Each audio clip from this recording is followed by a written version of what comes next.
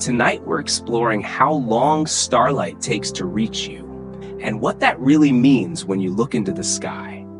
It's a quiet evening. Maybe you're lying in bed or curled up in your favorite chair. The world outside your window has dimmed.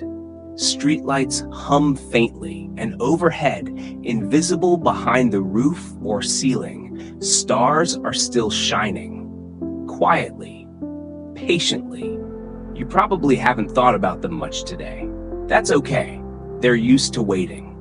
Above you, stars shimmer not because they twinkle, but because their light wobbles slightly as it squeezes through our atmosphere. Little waves of photons arriving from vast, unknowable distances. Their journeys began ages ago, sometimes hundreds, sometimes thousands, sometimes billions of years in the past. So when you glance upward, even just in memory, you're not really seeing the present. You're seeing the past, still arriving. You probably won't survive this world unchanged, but that's the point. So before you get too comfortable, take a moment to like the video and subscribe, but only if you enjoy quiet stories like this. And if you're still awake, let me know in the comments. Where are you listening from? And what time is it there?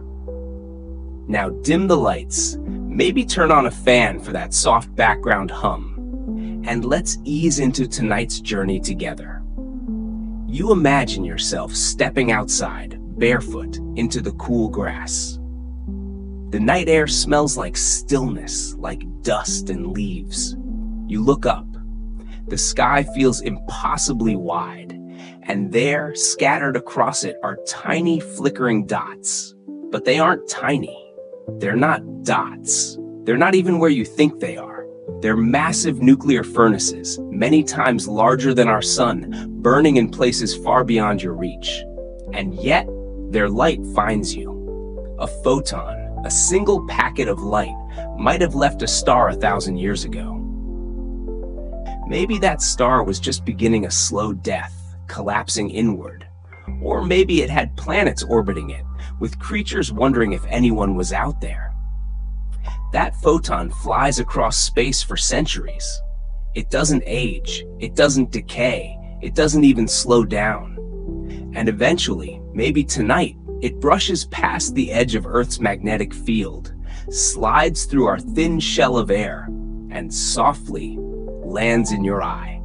The journey is complete, a quietly fascinating fact. When you look at the Andromeda galaxy, the closest spiral galaxy to ours, the light you see left 2.5 million years ago, before humans even existed. And yet it reaches you now, as if it had always meant to. The sheer scale is hard to grasp. The distances are too large for the brain to wrap itself around. You measure in seconds. The stars measure in lifetimes, or more. But sometimes when you're still, you feel the truth of it, that this light has traveled farther than anything else you'll ever encounter. Here's an eerie thought. Some of the stars you're seeing no longer exist. They exploded long ago. They died in silence. But the light from their lives hasn't finished arriving yet. You're still catching the ending of a story that already closed. Astronomers call it look-back time. And it's not just poetic, it's literal. When you observe stars, you are watching old light. Photons that began their journey before your grandparents were born. Some of it before your species was born. You're not seeing the universe as it is.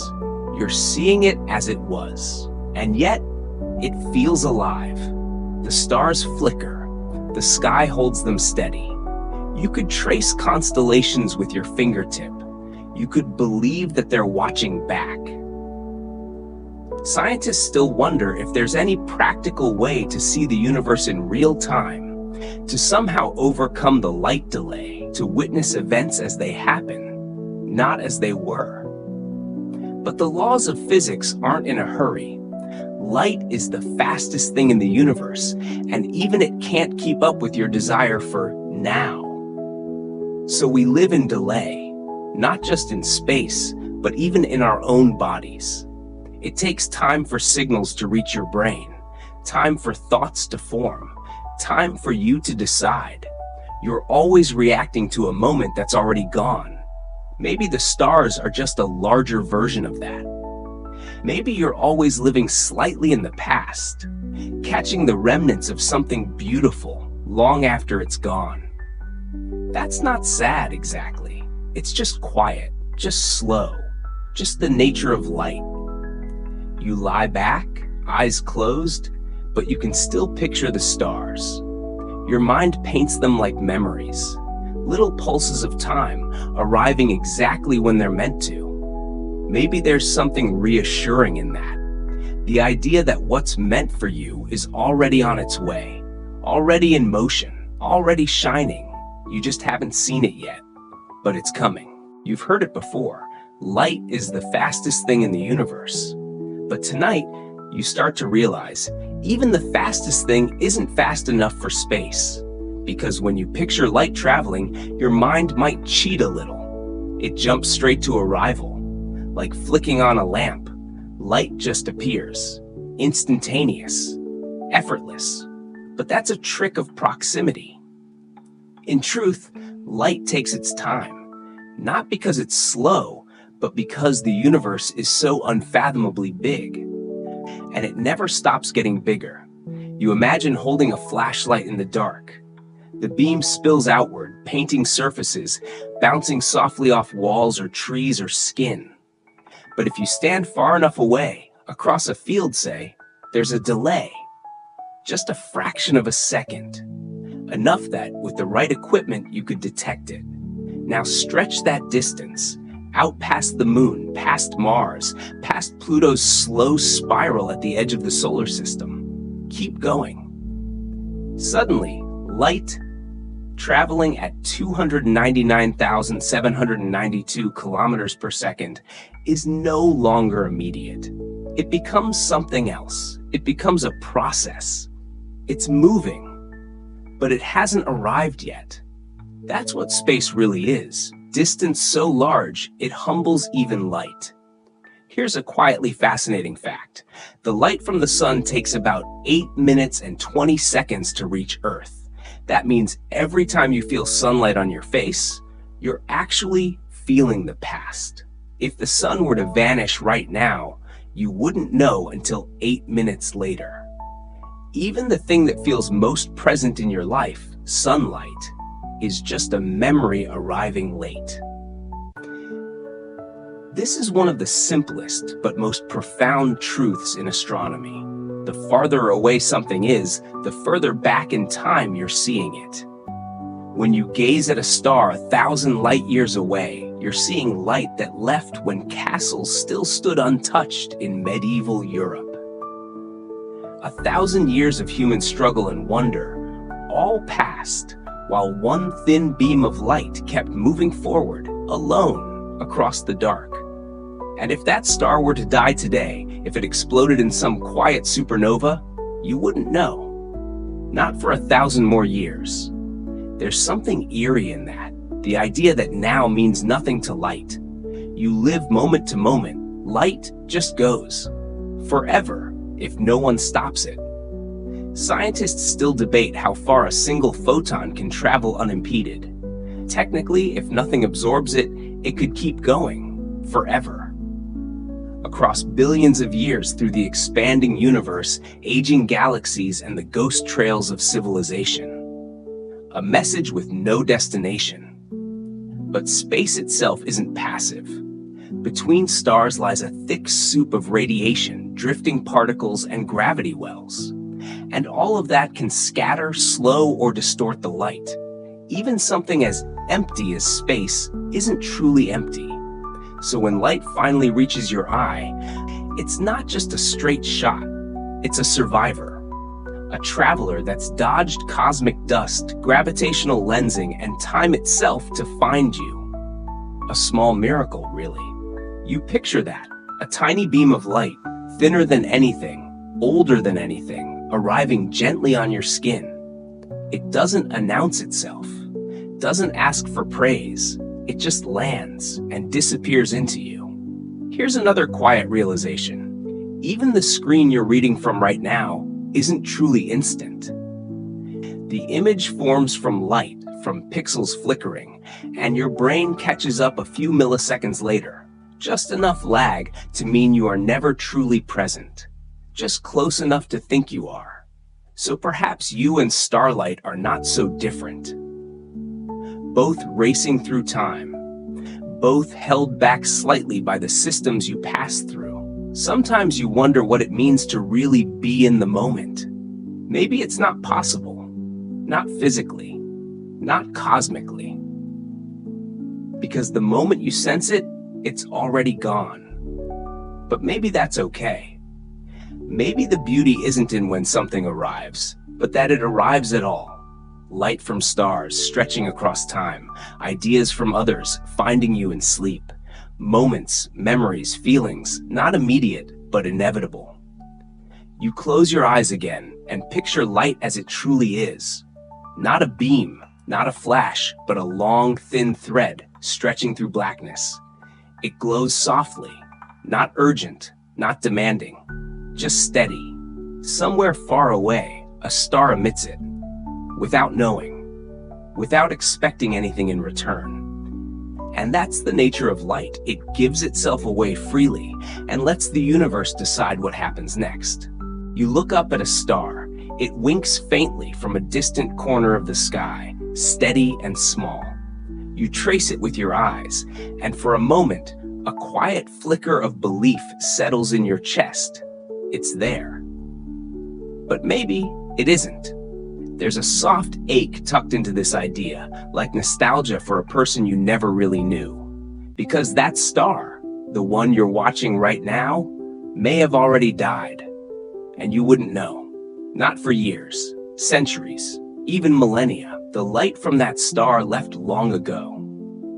It has been gliding, uninterrupted, across emptiness so vast you can't imagine it. And all the while, the star itself may have collapsed, disappeared, burned out into cold cinders. But the light keeps coming.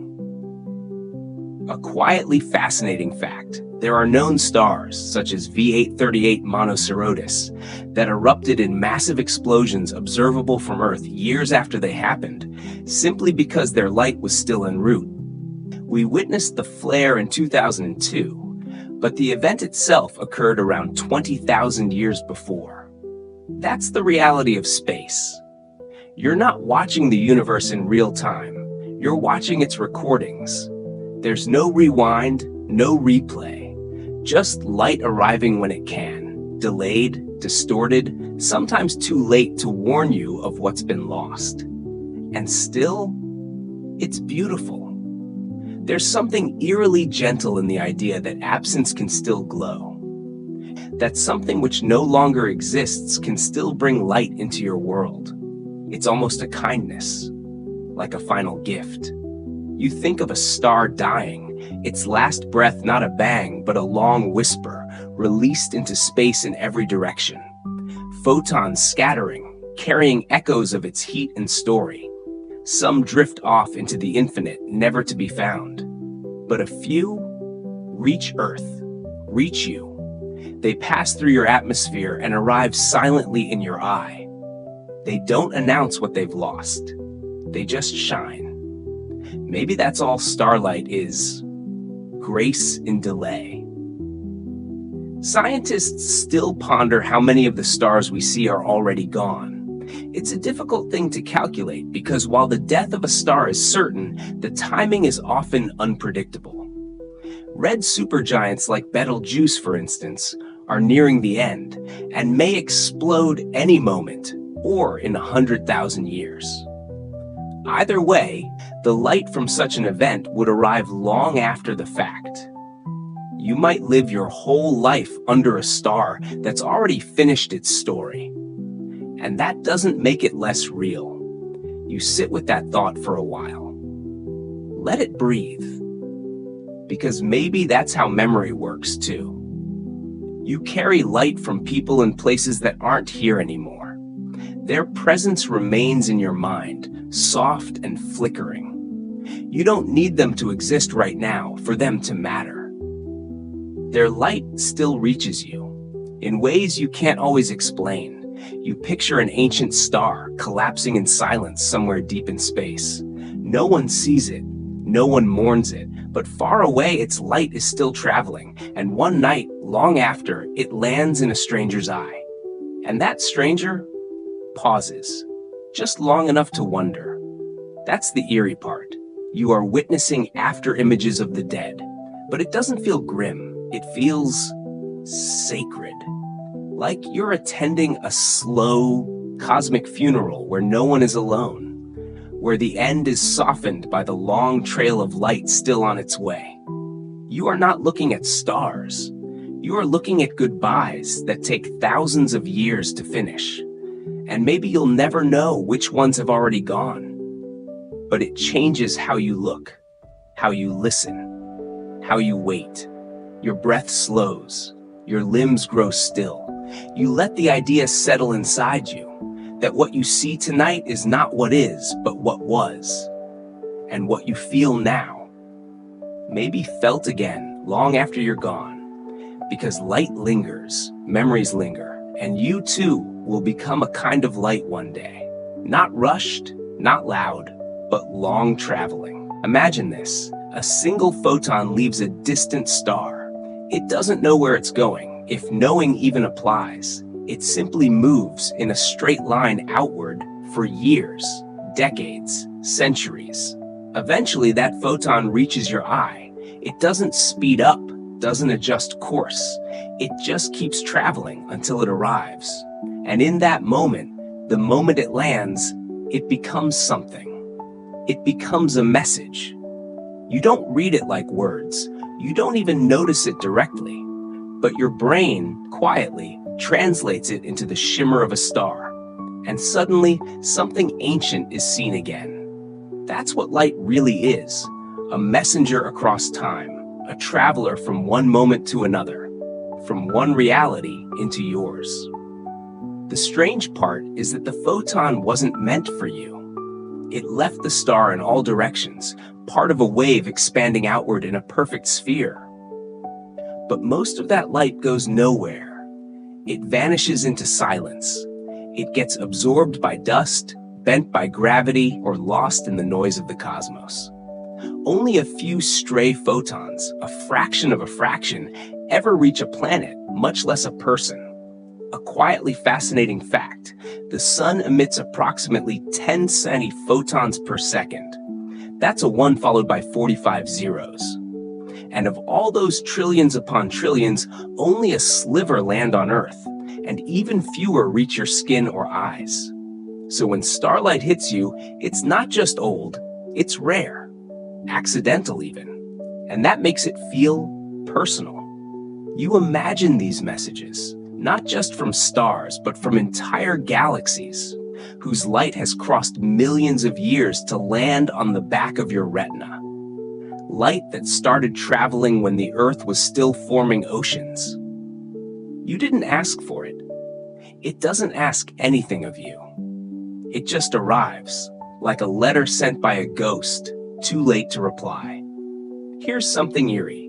Photons don't experience time.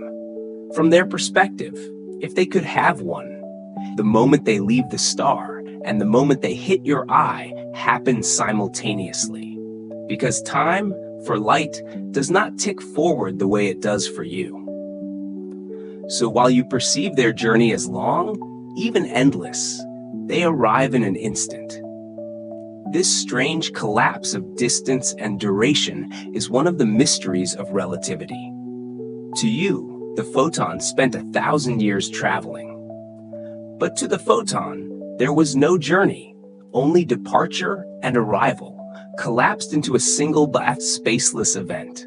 Scientists still argue about what this means, about whether time even exists for something that moves at the speed of light.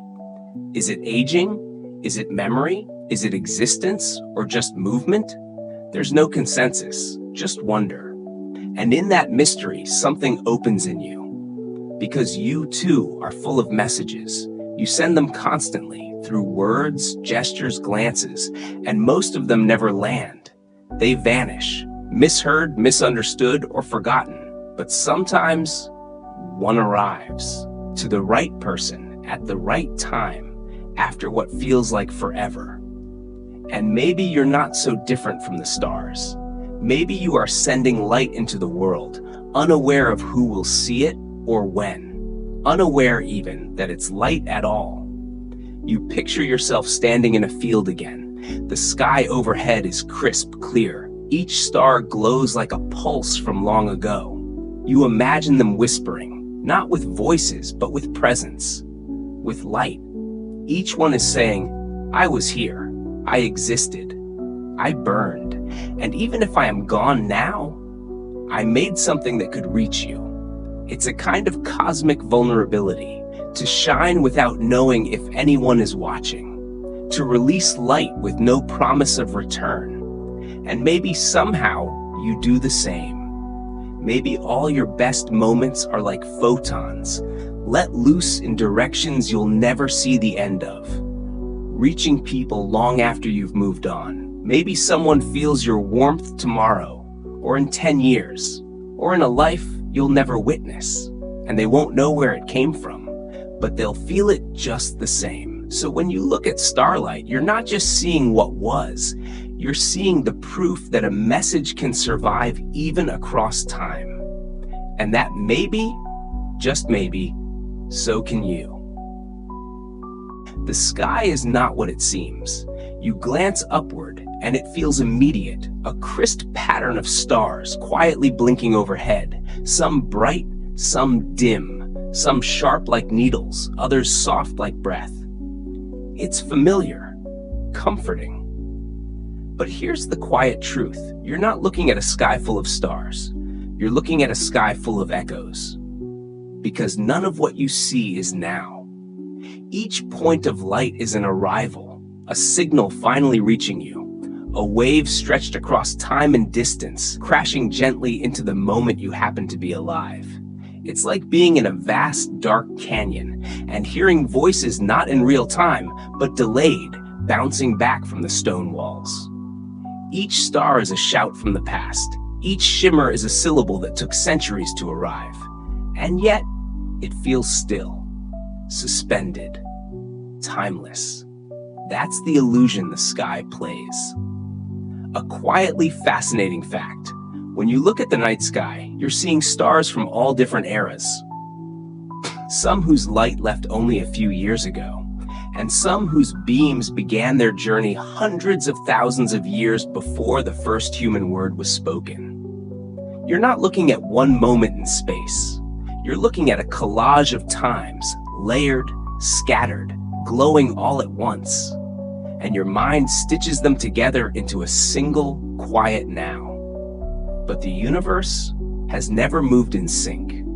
It operates in delay, in echoes, in mismatched tempos that somehow feel whole. You imagine floating gently away from Earth, past satellites, past the orbit of the moon, out into the silence. Behind you, Earth is shrinking, a pale blur, delicate as mist. But the stars stay fixed. That's another illusion. They seem still, locked in place, eternal.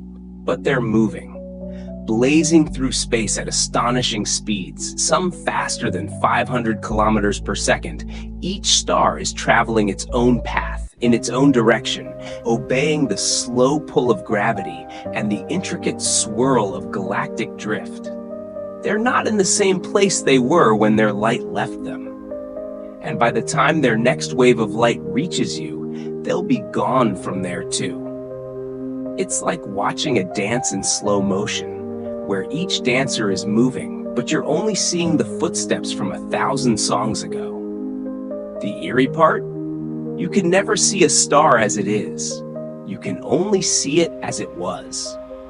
There is no true sky, only what's been. Some researchers wonder if this delay could be used to study time itself, to measure the rhythm of the cosmos as though the night sky were a musical composition, a record of events unfolding at different volumes, tempos, and keys. But it's hard to study music when you only hear echoes. And so we guess, we estimate, we model, and then we marvel. Because even if it's made of echoes, the sky still sings. You lie back again, close your eyes, let that sink in. You are not under a still sky. You are inside a song that began long before you, a chorus of dying stars and drifting galaxies, overlapping in a harmony too vast to hear all at once. And the stars, those flickering echoes, don't ask you to understand. They only ask you to see, to notice, to receive. There's a kind of peace in accepting this, in letting go of real time, of right now, of control. Because when you accept that the stars are echoes, you realize something else. So are you. Your thoughts, echoes of past experiences. Your feelings, ripples of moments you barely remember. Your words, shaped by voices you heard years ago, some of them now silent. And that's okay. Echoes still mean something. They still reach people. They still change the shape of silence. Maybe you're not here to be seen in the present. Maybe you're here to be felt sometime later, when someone needs you, even if they don't know why. And maybe that's enough. So you return to the stars again, not to observe, but to listen, to lie still and let the echoes arrive as they always do, without hurry, without need. Just light, still on its way. It's morning. But not yet. Not really. Because even when sunlight floods your window, it's already old. The light warming your skin right now left the sun 8 minutes ago. By the time it touches your arm, your cheek, your pillow, it's no longer now. That's the soft delay the universe wraps around everything. A gentle, inescapable lag. You live in a slightly faded version of the world, always one breath behind. It's subtle. So subtle you forget. But tonight, let yourself feel it. Even the most familiar things are late. The sun, the moon, the stars, the light from the lamp beside your bed, they are all participating in this slow drift of time, this gentle misalignment between what is and what appears. And you, your thoughts, your perceptions, are riding the same delay. A quietly fascinating fact, when you see someone across the room and smile, it takes about 5 milliseconds for the light of their face to reach your eyes. Another 100 milliseconds for your brain to register what you're seeing. And even more to respond. You're never in the present. Not exactly. Not anywhere. The delay is tiny, but real. And when you scale it up to stars, galaxies, quasars, it becomes immense. It becomes cosmic. The farther away something is, the older its light. That's not just poetry. That's physics. So when scientists peer deep into the night with telescopes, they aren't just looking far away. They're looking back in time. They see infant galaxies, baby stars, echoes of a younger universe, and the deeper they look, the closer they get to the beginning. It's as though space is not a distance, but a timeline. And the sky is a soft archive, layered with memories, not places. Here's the eerie part. Even when we gaze at ourselves from space, we're delayed. A camera placed on Mars, looking back at Earth, would see us not as we are, but as we were several minutes ago. Put that camera further, beyond the edge of the solar system, and the delay stretches into hours, days, years. It means there is no one now in the universe. There are only separate nows, each unfolding at its own pace, each flickering slightly out of sync. That's the shape of reality, not a shared present, but a constellation of almosts. And maybe that's what makes everything feel so mysterious. Even your own body carries this lag. The nerves in your toes take longer to send signals than those in your hands.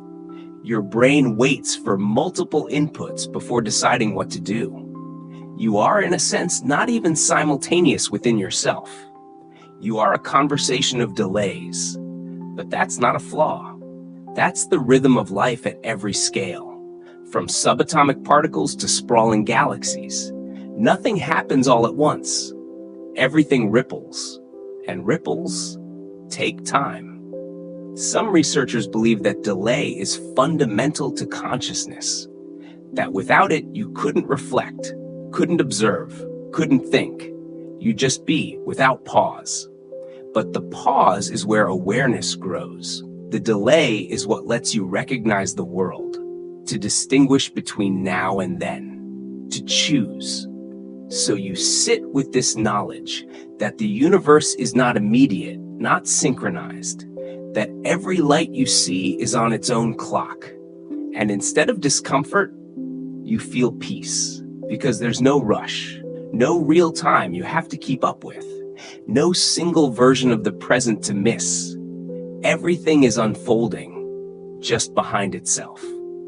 And maybe that's why the stars feel safe. Because they don't demand that you be present. They don't care if you're on time. They arrive when they arrive. You see them when you see them. And in between, the universe simply waits. It's not trying to catch up. It's not trying to stay ahead. It's just letting light move at the only speed it knows, the speed of delay. Let's follow one beam of light. It begins at a star not so different from our sun, small, red, and steady.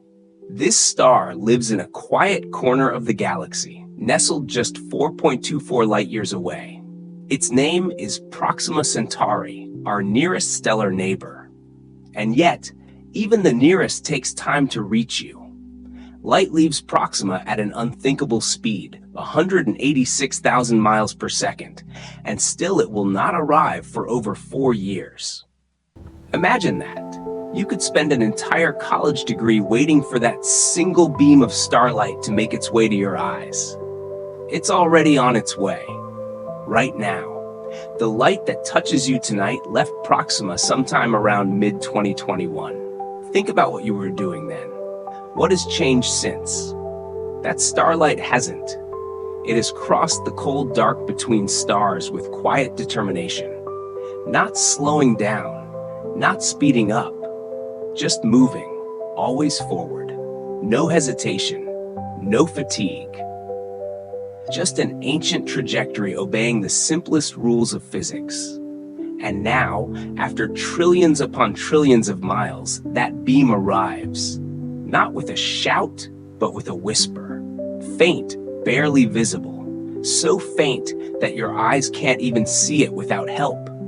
But it's there. You can almost feel it brushing your mind. A signal from a place not far, not close, not now, not quite then. And even Proxima is part of a larger story. Its light may be the nearest starlight, but it's still tangled in the same old rules. Distance, time, delay. There is no shortcut, no detour, no warp speed. Even if you could launch a spaceship at the fastest speed ever achieved by humans, it would still take over 17,000 years to reach Proxima Centauri. By then, humanity as you know it might be unrecognizable or gone. But light gets there in 4 years, silently, reliably, without expectation. And when it does, it waits for no applause. It simply ends on the surface of a planet or a telescope mirror, or maybe tonight, the back of your eye. You might lie in bed, stare upward, and think, I am seeing Proxima as it was before I even knew what it was. That's not a trick. That's not science fiction. That's how light works. That's how the universe works. Every glance you take upward is a kind of time travel, not with machines, but with biology and patience. You aren't moving through time. Time is moving through you, and with every passing second, more starlight reaches Earth. Beams that began long before your birth, and some that won't arrive until long after you're gone. This is what it means to be human in space, to be small, patient, and receiving. Not the center of things, not the maker of light, just a vessel, just a shore where ancient waves finally break, Proxima's whisper reminds you, the night sky is not only distant, but ongoing. A long, quiet conversation between stars and the beings who notice them. And you, in your quiet room half dreaming, are one of those beings. For now, for tonight. Let the light reach you. Let it say what it came all this way to say. Starlight is not alone in its slowness. Everything in the universe, every message, every movement, every change, comes with a delay. Even the world around you, the one that feels immediate, is subtly behind. When you look at someone across the room, you are not seeing them now. You are seeing them as they were a fraction of a second ago. Because light, though fast, is not instantaneous. And your brain? It adds its own delay. It takes about 80 milliseconds to process visual information, to turn light into images, movement into meaning. Your mind is always watching the past. This delay is small. You don't notice it, but it's there. Always. Everything you experience is a memory in disguise. Even your own reflection, that familiar face in the mirror, is a past version of yourself, thrown back at you from the surface of glass. The world is never quite live, but somehow, it feels like it is. This delay is not a flaw. It's a feature, a buffer zone, a place for your mind to make sense of the flood of information pouring in from reality. It keeps you from being overwhelmed. It slows the world just enough to let you dance with it. Now, scale that delay outward. A star 100 light years away is sending you its past, not just milliseconds ago, but a full century. It may already be gone, burned out, exploded, or dimmed into obscurity. But you would never know. Not yet. You are watching ghosts. The stars twinkling overhead are distant eulogies. They might be long extinguished, but the news hasn't arrived. This is not sad. It's strangely comforting. It means that nothing is truly gone all at once. Everything radiates outward, memory, light, presence, long after its moment has passed. Like laughter that echoes in an empty room, or perfume that lingers after someone leaves. The universe is full of such echoes. You just have to know how to notice them. In this way, the delay of light becomes something more than physics. It becomes a gentle metaphor for how people remember each other, how thoughts arrive after actions, how you only understand moments once they've passed. Your life, too, is full of delays. Grief that hits you late, joy that arrives slowly, truths that take years to catch up, but none of it is wasted. Like light from a faraway star, your experiences eventually reach you. And when they do, they are still beautiful, still warm, still real, even if they come late. Scientists once thought that neutrinos, those tiny ghost-like particles that pass through your body by the trillions, might move faster than light. It turned out to be a mistake. Nothing moves faster than light. The delay is universal, immutable, inescapable. But within that delay is room for wonder. A star exploding in the ancient sky will not be seen for thousands of years. And someone in the far future will look up, see the sudden bloom of brightness, and wonder who else has noticed. You might be long gone, but the light you saw, the thoughts you had, the trace you left, those too carry on. So tonight, let yourself exist in the delay, not behind, not ahead, just suspended, like starlight on its way to someone else's eyes. As your eyes drift upward, past the hush of your room and into the dark reaches of space, you begin to understand. Every galaxy is a time machine. You don't just see stars when you look into the sky. You see history, flung across the canvas of the cosmos. There's a faint galaxy, barely a whisper of light, that was captured by the James Webb Space Telescope. Its name is GNZ11. It's not special in the way a bright moon or dazzling star might seem. but it carries something extraordinary: age. It is over 13 billion light years away, which means the light reaching us now left when the universe was only a few 100 million years old. You are not looking at a galaxy. You are looking at the beginning of time. It glows faintly, quietly, like the first breath of dawn in an endless night. By the time its light reaches Earth, entire civilizations have risen and fallen. Oceans have churned. Mountains have crumbled. And yet, that one photon of light from GNZ 11 kept going, unchanged, untouched, until it softly collided with a mirror in space and told a story. You are built to read these stories, even if you don't know the language.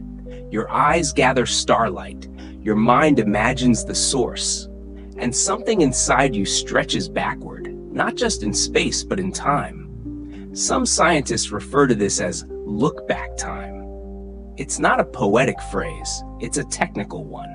If a galaxy is 10 million light years away, its look-back time is 10 million years. You are seeing it as it once was, and never again will be. There's a strange kind of intimacy in that, to witness something no longer there. To know that what you see is not current, but it's true. It raises questions that don't have answers. How many galaxies have we seen die without knowing it? How many are born right now but won't be visible for billions of years? Are we, too, just a faint light in someone else's ancient sky?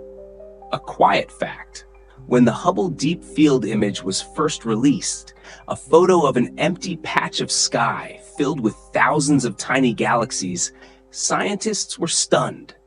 They had pointed the telescope at what looked like nothing and found everything. That's the paradox of distance. The farther you look into darkness, the more you find it's never really empty.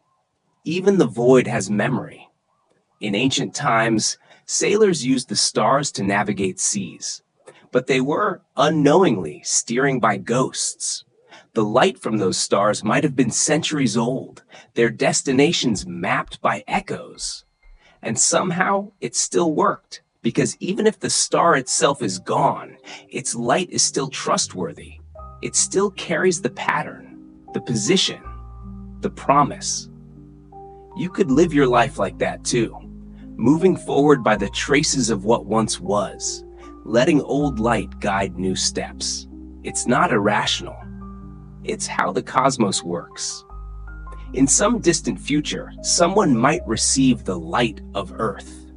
Maybe it's a signal we've sent, or the ambient glow of cities, or the brief, bright pulse of our sun when it expands and dies. And maybe they'll wonder what kind of world we were, what kind of people lived under these stars. They won't see us clearly. They'll see our delay, our afterimage, but it will still matter, because light is truth, even when it's late.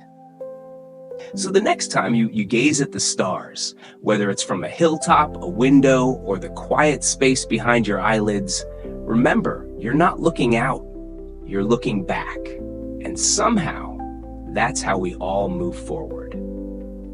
Imagine walking a straight path, but suddenly the ground curves beneath your feet. Not sharply, not obviously, but gently, like the quiet dip of a hill you didn't notice until your steps slowed. This is what happens to light in the presence of gravity. You were told once that light travels in a straight line, but space isn't flat. It bends. Every massive object, every planet, every star, every galaxy warps the fabric of space and time. And light, obedient but stubborn, follows the curve.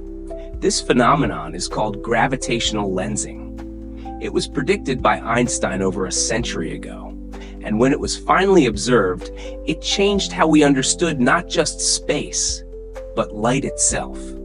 In deep space, light from a galaxy might travel billions of years in a straight line until it passes near a massive cluster of galaxies.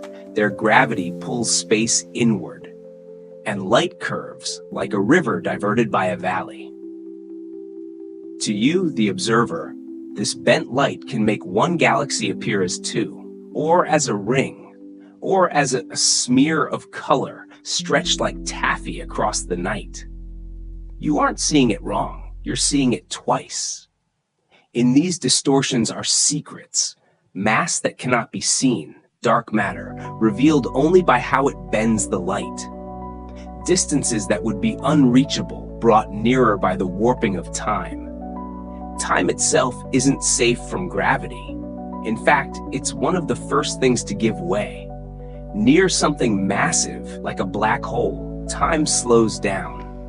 A beam of light trying to escape that pull stretches out. Its color shifts red, its energy fades, its message becomes quieter. But it still climbs, and eventually escapes, arriving billions of years later, a little wearier, but intact. When you look into the cosmos, you're seeing light that fought to get here. It bent, it lingered, it climbed out of gravity wells, through ancient collisions around invisible structures. Some light paused, in a sense, delayed by detours you'll never map. There's something beautiful about that. Not all journeys are quick. Not all routes are straight. And yet, the message still arrives. You might have noticed, there are stars in the sky that seem to twinkle. Not because they flicker, but because Earth's atmosphere bends and distorts the light. The message is still true, it just dances before it lands.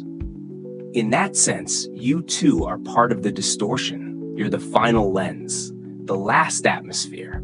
Your eyes take in the bent and slowed light, and your brain turns it into meaning. You give shape to ancient curves. You make sense of paths longer than your lifetime. Even your own body bends light, infinitesimally. But enough to mean you are part of the universe's design. A small warper of reality, a minor distortion, a final interpreter. You are not outside the cosmos. You are its ending point. Think of all the light still coming. Some of it hasn't arrived yet. Some of it is still bent around stars you'll never see. Some is echoing through the warped lanes of black holes and neutron stars, delayed by centuries or millennia. It's not gone. It's just not here yet. And neither are some parts of you. The thoughts you haven't had, the feelings you haven't felt, the moments that are still traveling toward you. Maybe you're not late. Maybe you're just on a curved path, like Starlight. And when you finally arrive, slowed, stretched, changed, you'll still be you, just from a different angle. You step outside. The stars above seem fixed, faithful, and glowing. You might even trace constellations, Orion's belt, the Big Dipper, Cassiopeia's crown, patterns you've known since childhood, shapes that seem carved into the night itself. But none of it is true. Not exactly. The stars you see are not where they appear to be. They are not even what they once were. You are not looking at them. You are looking back at them. And the night sky is a museum of light. Each point of light is a delayed truth. Some stars are 10 years away, their light delayed by a decade. Some are hundreds. Some are thousands. And some in the deepest parts of the sky are millions of years behind. So the sky above you is not a window. It's a time machine. And that makes constellations convenient lies. Stars that look close together from Earth may be unimaginably far apart in space. One might be 50 light years away, and another 500, but from here they hold hands in the same pattern, like strangers in a photograph who just happen to stand in a line. And yet you find comfort in these false shapes. Your ancestors did too. They gave names to these illusions. They built stories around them. A hunter chasing a bear, a queen sitting on a throne, a scorpion creeping toward a hero. The stories were never real, but the act of telling them was. The sky becomes a mirror then, not just of the past, but of imagination. of meaning carved into randomness. It's almost romantic to build mythologies on shadows. And it's not just stars that lie. Planets too wander in slow arcs. They don't twinkle like stars. Their light is steady, but they shift position each night, moving against the starry backdrop.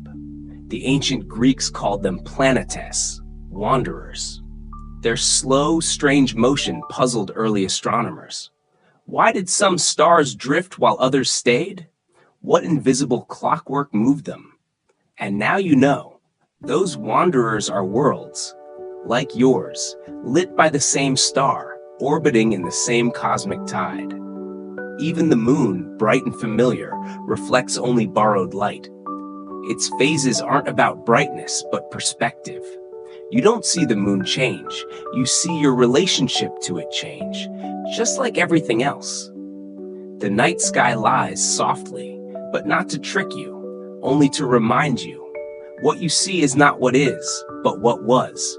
You are always living in the past, but by at least 8 minutes if you're watching the sun. Longer still for the moon, longer for Mars, and unimaginably long for the stars overhead.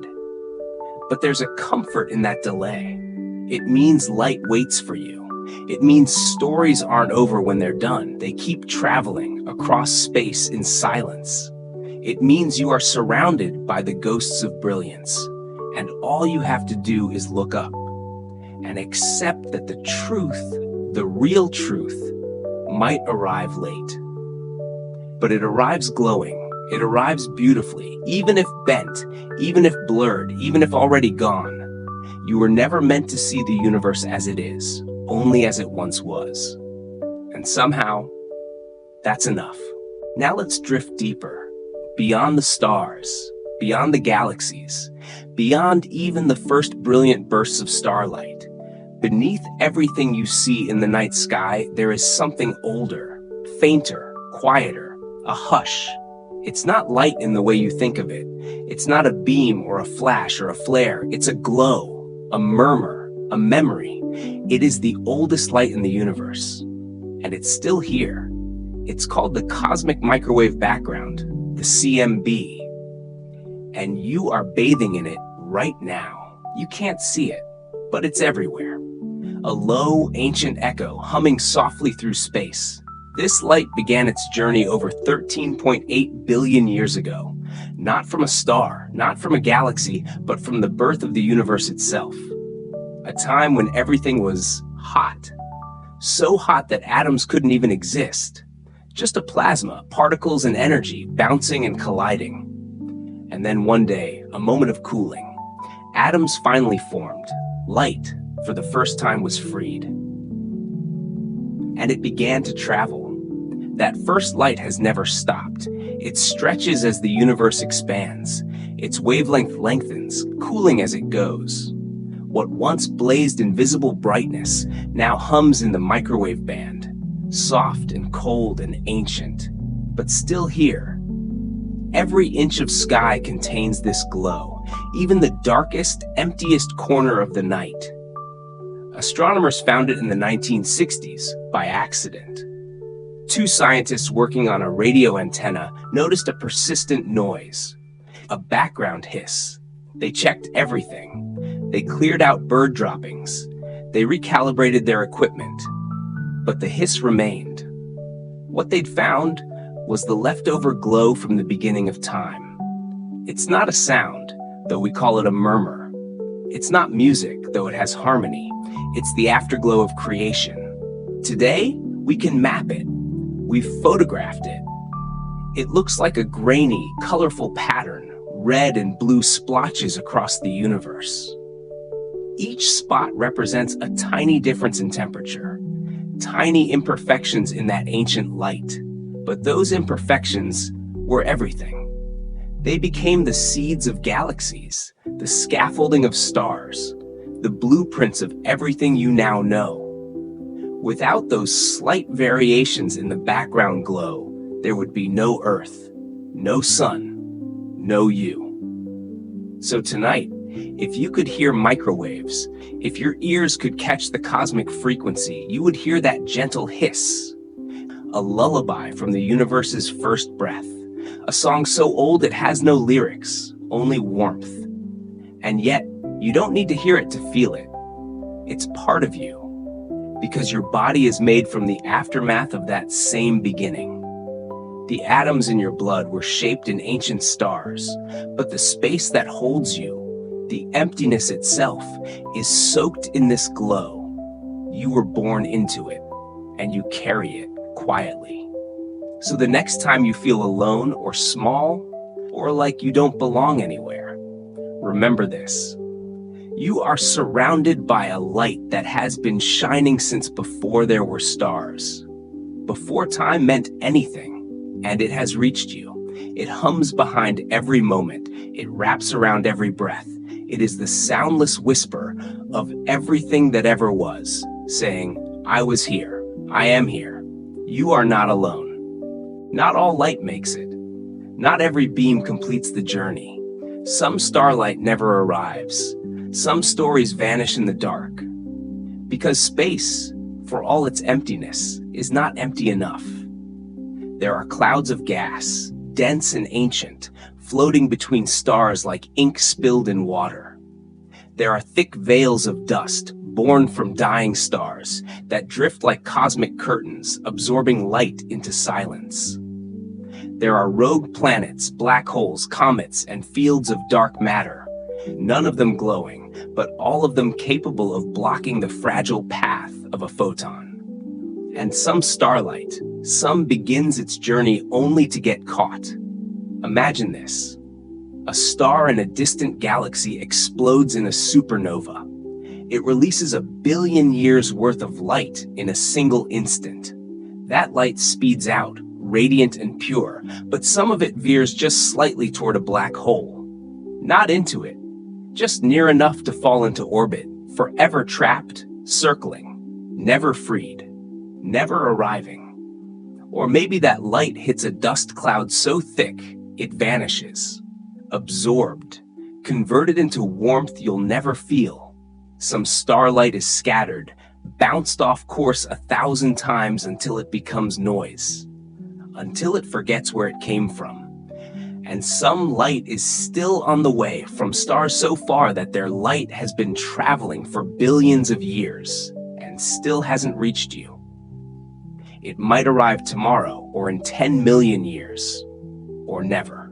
It depends on whether the universe will let it in, because the universe is expanding, and that changes everything. As galaxies stretch away, the space between them grows, and the light from those galaxies gets stretched too, its wavelength growing longer, redder, colder, fainter, until eventually it stretches past the point of no return, beyond visibility, beyond detection, beyond memory.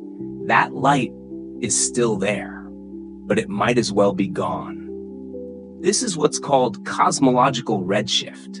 It's not just movement, it's distance itself becoming time. It's light being pulled apart by the very fabric of space. In a future too far to imagine, some of the galaxies we see today will disappear from view, not because they've died, but because their light will never catch up again. Their stories unfinished, their final chapters lost to the widening dark. And so the sky we see now is only ever partial, a fragment, a filtered version of the truth. There are lights you will never see, colors that never made it, patterns that never formed, truths too dim to reach you. But that's okay, because knowing what you don't see makes what you do see more precious. Every star you glimpse is a survivor. Every beam that lands on your eye has dodged extinction. It has slipped past black holes and dust clouds and the pull of time itself to arrive here, to complete its story in you. And you are now its witness, its final audience, its soft, breathing destination. In a universe full of vanishing messages, you are one of the lucky ones, because you've seen something, felt something, caught a whisper before it disappeared. And maybe, just maybe, someone, somewhere, will say the same one day about the light you leave behind. Somewhere deep in space, a photon is born. Maybe it escapes from the roaring surface of a star. Maybe it spills out of a swirling quasar. Or perhaps it's been drifting since the dawn of the cosmos, since the universe itself first lit up. Whatever its origin, it begins a journey. Not a slow one, but the fastest one allowed by nature. It travels for years, centuries, ages. It passes comets asleep in the dark. It drifts through nebulae, threads of pink and violet stretched across silence. It weaves past empty worlds, uninhabited and unnoticed. No mind ever sees it. No surface ever absorbs it. Until now. Until you. Right now. That ancient photon completes its journey by touching your eye. Just your eye. No grand explosion, no flash, just the softest contact imaginable. It lands on the retina, a thin, wet sheet of living cells, barely thicker than tissue. There, in the back of your eye, specialized molecules wait in the dark like sentinels. One of them catches the photon. Just one. That molecule, rhodopsin it's called, absorbs the energy, and suddenly the signal begins. It sets off a biochemical ripple, an electrical whisper that travels through your optic nerve up into your brain. Your brain interprets it, maybe as the faint glow of a distant star, maybe as part of a constellation, maybe it doesn't register at all. Just a hint of light in the corner of your night. But it happened. That photon, that tiny, tireless traveler, has now ended inside you. And you are the final stop. Your eye, your perception, your quiet attention is the end of a journey that began before you were born. Every night, this happens over and over. Your eyes become a harbor for light that's crossed the universe, just to meet you. You are not just observing the stars, you are receiving them. You are catching their stories, becoming their memory. Think of it. Without you looking, that photon would have flown on forever, wasted, lonely, incomplete. But you gave it an ending. In a cosmos where so much goes unseen, you completed something. Even now, as you lie here in the quiet, as your breathing slows and your thoughts scatter, you are still a destination, still a part of the story. Not the center of the universe, but certainly not separate from it. You are what makes it visible, and that is no small thing. You are the final page in a chapter billions of years long. You are still. But the universe isn't.